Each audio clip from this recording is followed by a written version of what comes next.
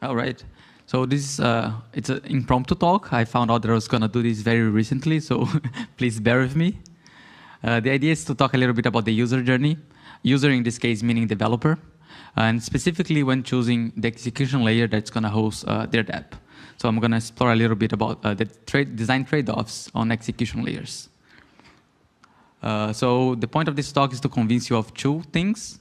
First one is that execution layers have a very big design space, and that is a shame to explore app chains, for instance, without also exploring the design space of execution environments. And the second thing is that execution environments are very context dependent. So it depends on what kind of app you want to build, what kind of application, what kind of user experience, and so on. A little bit about myself. I'm this guy. I'm a co-founder, and I led the first rollups implementation at Cartesi. I'm Brazilian, but I'm very bad at soccer, and I'm also very bad at designing slideshows. I'm always down to chat. I like to talk a lot, so please reach out. I have a Farcaster and an X account, and there's a link to the Cartesi development community. It's kind of fun because we do every development and research in public, so you can see all the conversations live. Quite interesting. There's a lot to learn there. So let's start. So this is the Modular Summit, so I guess I'll skip a little bit this slide. But that's the common accepted view of the modular stack. So you have execution, settlement, consensus, data availability, and also a meme layer down there that's very important.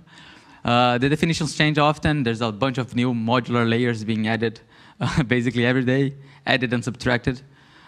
So at a first sight, the execution layer looks very simple, right? It's just you got an input, you execute on it, and you have an output, right? Usually you have a state, you add an input, and you get a new state, and the outputs can be embedded on that state. So it's quite simple. The problem that you have is that the execution layer has interplay with a lot of other layers, right? So this is a good example to show the interplay between computational capacity and data availability capacity is what we call the cone of innovation. And it's just an intuition. It's not to be taken as gospel, but it's the idea that as the computational capacity grows and the data availability capacity grows, you have an extended design space for applications, right? So if you take, like, let's say Ethereum L1, which you have limited without EIP 4844, you have limited data and you have limited computation, so there's only so much that you can do as an application developer. Once you start to go to, like, say, EVM rollups, you start to increase the computational capacity, and you start to be able to do way more than just in a sense, gentrified DeFi. And then you have Appchain rollups, which is a trade-off between interoperability and computational capacity, and then you start to be able to do much more fun things as well. So here we have areas without any application, and that's to show the intuition that it doesn't really matter if you expand one of the axes a lot without touching on the other one, right? In other words, if you have 10 gigabytes of data availability, but you have the computational capacity of one calculator, then there's not really much you can do with that. So that's why you have some areas without applications. All right. So what should you consider about your execution environment when you are thinking about developing an app? And just as a quick reminder, the app lives in the execution environment. So in a sense, the developer's final experience is the execution environment. So that's why it's very important to choose it well. So the first thing is a little bit obvious. It's the kind of app that you want to build. So what kind of app are you optimizing for? Are you trying to do DeFi? Are you doing games, social-fi, governance, and so on? How intense, how much computation will your app need? Is it a super simple app? Or are you trying to build something complex with a lot of computation, right? So what's the preferred programming language? Are you okay with coding Solidity, Cairo? Do you want to use Python, Rust, or any other language? You see, there's a long list of things that you need to consider before locking yourself into an execution environment. So for instance, you have developer resources. What resources will you want to use when coding your dApps? Do you need a file system? Or are you okay with just like storage and call data? Do you have latency tolerance? Do you need instant composability, instant interoperability? Or are you okay with having latency outside your dApp domain, right? So if you're, say, interacting with Uniswap, you probably need instant composability. If you're ERC20, you need instant composability. If you're an order book exchange, then very likely you don't really need instant composability. You can deal with asynchronicity a little bit more.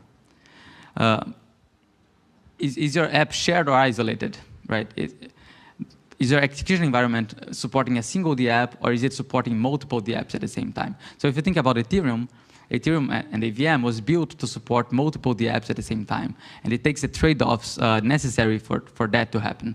That's why when we talk about alt VMs, there's some people that criticize EVM a lot, and I'm not on that camp, because I do believe that EVM is quite useful for a lot of things. All right, so please don't get bored. There's a proving system. Like, are all the choices that you made regarding your execution environment, are they gonna catch up to you when you try to prove it to the base layer, right? Because it's very easy to promise a very incredible execution environment, and then you'll find out that it's very hard to prove, right?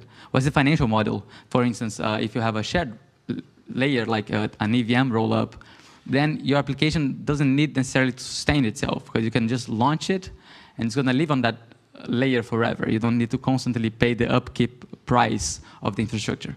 An Appchain, on the other hand, has to justify itself financially. Because if you launch an Appchain and no one is using that, then who is running the nodes, right? Who is paying to run the nodes? How important is privacy? Do you need privacy for inputs or just for state? So it's a last one, but it ends in an infinite list. So what kind of inputs is your application expecting? What kind of outputs will you bring? Like, what kind of messages are you going to send to the other applications? And so on, so on, so on. So you can see it's a lot of, it's a massive design space for execution layers, and a lot of decisions that the dApp developer need to make before locking into one. I think a very good way to split the design space in a first look is to think about shared rollups and Appchain rollups, right?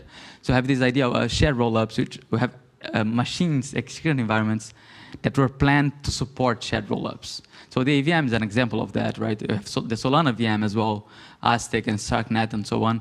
And these are execution environments that are planned to host many dApps at the same time. And if you want to do that, then you have to be very careful with things, right? Because first of all, if anyone can deploy a dApp, then someone can deploy a malicious dApp to attack your execution environment, right? To attack other dApps. So memory safety is a problem. Metering, adversarial metering is a problem, right? And you see that in Ethereum all the time. They have to be very conservative of gas costs, because anyone can launch an application that takes advantage of some mispriced gas to attack the entire layer. On the other hand, you have Appchain rollups, which are way less composable than shared rollups. They have a worse interoperability, but they do have the advantage of being a safer environment for your application, because your application is not really attackable by other applications, at least not directly. So you can take more design trade-offs regarding metering gas, and even decentralization, computational scalability, and so on. So Cartesi, we are at this side of the spectrum. You have like Solana. This is not a complete graph, of course, but yeah. And you have some projects in the middle who are trying to cater for both shared rollups and Appchain rollups. But this separation usually is very good at defining the kind of trade-offs that you're going to get. So just going over real quick about the design choices that we made at Cartesi, just to give an example of what I'm talking about. Cartesi is an execution environment with a RISC-V architecture, right? As a Linux runtime, and it's optimized for Appchains. It would be insane to run this as a shared layer, simply because the computational scalability wouldn't be there. It's too expensive for you to host multiple applications at the same time. So we optimized for computational power, which means that we had to sacrifice instant interoperability, for instance. We optimized for fairly complex applications. And therefore, we need an execution environment that can support complex tooling, because you can only build complex applications if you have complex tooling, at least safely. This slide's a bit outdated. But the trickiest parts of building Cartesi is building the fraud-proof system. Because as you can see, you have to prove a very big computational power application that has complex tooling on a semi-complex machine, which is RISC-V, which is not really complex, but it is complex compared to the EVM. So that's it. Thank you, guys. And any questions, I'm around.